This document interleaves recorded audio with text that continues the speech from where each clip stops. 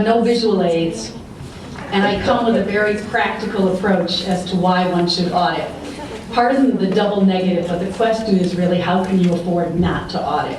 I am the Deputy Secretary of the State in Connecticut, and I have to confess with an apology to Pam that our post-election audit foray really began as a way of demonstrating to the public in Connecticut that the switch from the old lever voting machines, the tried and true, to optical scan technology would not result in the end of life as they know it. And part of our impetus, I have to admit, was to begin the audit process as a way of saying that we are open to identifying the vulnerabilities in Connecticut. So having said that, I do want to give a tiny bit of background, and I'm very intimidated by the timer and the signage. And I have been taken off by a hook before, undaunted. I will try. People from Connecticut know that. I'll just keep going as they escort me out the door.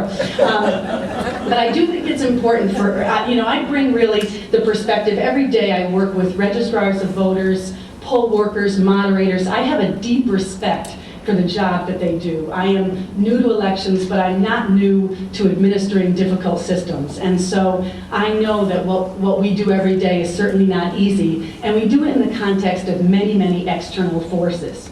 And certainly the most immediate for us in Connecticut has been compliance with the Help America Vote Act, because we also enjoy not being sued by the Department of Justice. And so in the context of that, I think we did a couple things that were smart and maybe worth your while considering as you move ahead.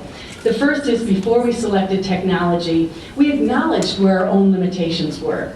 And I'm an attorney by trade, I am a certified mediator, I've been an administrator in a variety of government contexts. I know how to get a contract done, I know how to get an RFP out, but I'm not a computer scientist. Please give me symbols that correlate to my computer keys, or I get lost. But I think the first step is acknowledging that there's nothing wrong with that.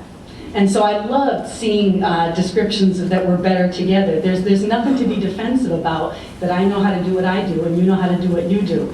And so we entered into a formal partnership with the University of Connecticut's Department of Computer Science and Engineering under the leadership of Dr. Alex Schwartzman before we selected the technology.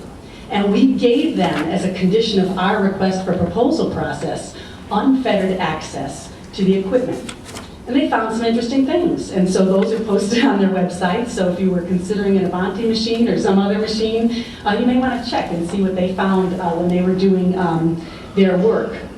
It was a little daunting to me when I went to the secretary about a month before the election and said, gee, UConn has identified some vulnerabilities that have not yet been uncovered. Isn't that great in our partnership? Well, certainly these things can be daunting for election officials, who are then required to be the ones responding publicly to solutions. But you are better off knowing what is out there than not. If you want to close your office door and pull the blinds and play that gamble, it's a big risk. And not only is it a risk for you professionally, I would say, it's a risk for everybody in your state. And so the next question, of course, to UConn was, well, what would be the recommendations for safe use of this equipment? And so I think that having a partnership with an agency that brings expertise that you don't have in-house, that brings an independence that will never be attributed to the Secretary of the State's office, has been invaluable.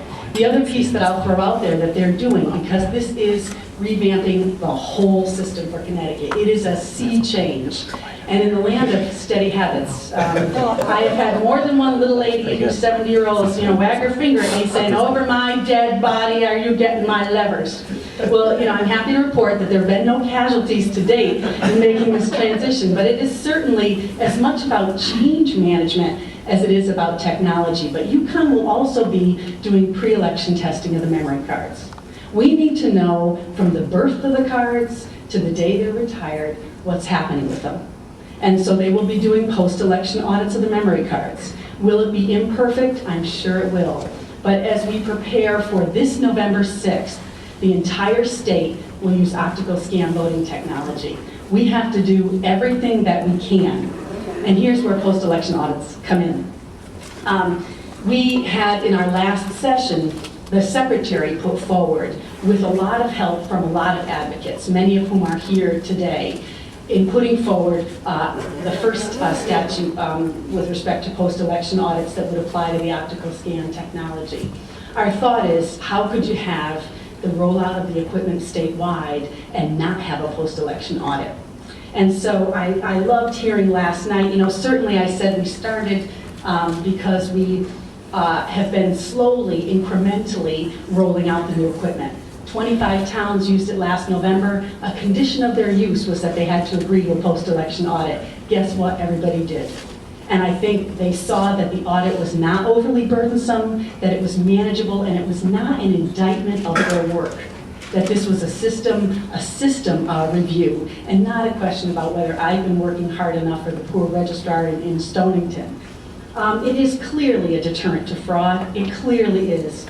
And it also validates the election outcome. If, however, those policy pulls aren't enough to kind of move you in the direction of post-election audits, if you don't check, you don't know. It's as simple as that. And you are going to be at the mercy of somebody else who finds out. And when they find out, it's going to be bad. It's going to be bad. Most important, it's going to be bad for the voters in your state. It's going to cripple their confidence in elections in your state, and you're going to have to deal with that. Professionally, for those of us who sit in appointed positions and enjoy those jobs, it also can be a nightmare. How do you answer the question, were you aware of any problems with this technology? Well, no, didn't see any of those million reports that have been published, didn't get those letters from the advocates. How do you possibly respond to that? You don't in any credible way. And so, what recommendations did you ignore, Madam Secretary? Did you ever meet with the advocates concerned on this issue? Those questions, it's impossible to come up with a credible answer. And I guess you've also got everybody else implicated in the outcome, because of course you can say, I work with all of these people, we all own this result. And I guess the last thing I'll say is that the federal government is working on this issue. If that isn't enough incentive for the states to begin their work, I will just close with that. So I'm hoping that I've given you some practical reasons, if you haven't already jumped on the post-election audit bandwagon. I hope that these will be some thoughts for you to consider, and we would be delighted. We're certainly very new at it and very imperfect, but we'd be delighted to help or share our experiences with anyone interested. Thank you.